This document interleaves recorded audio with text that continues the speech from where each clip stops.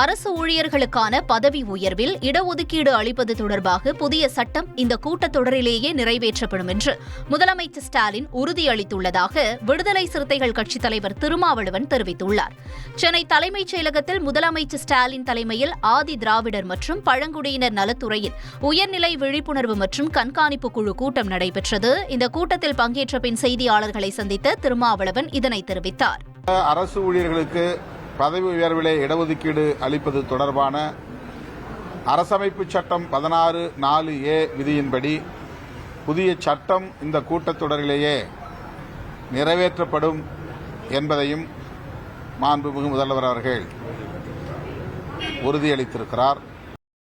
திமுகவுக்கும் தாவேகாவுக்கும் தான் போட்டி என விஜய் தெரிவித்தது குறித்த கேள்விக்கு பதிலளித்த அமைச்சர் துரைமுருகன், யார் யாருக்கு போட்டி என்பது குறித்து தங்களுக்கு கவலை இல்லை என்றும் தெரிவித்தார். வரும் தேர்தல் எனக்கும் திமுகவுக்கும் தான் போட்டி அப்படின்னு விஜய் சொல்லியிருக்காரு. அந்த விஜய்னு ஒரு புது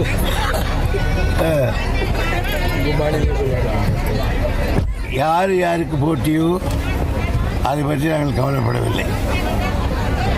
எங்கள் கட்சியிலே நாங்கள் உழைப்போம், நாங்கள் ஜெயிப்போம். யார் யாரோடு சேர்கிறார் என்பதெல்லாம் எங்களுக்கு கவலை இல்லை.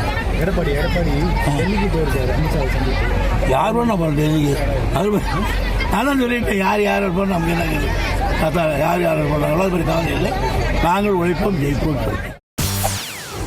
செய்திகளை உடனுக்குடன் தெரிந்து கொள்ள உடனே சப்ஸ்கிரைப் பண்ணுங்க.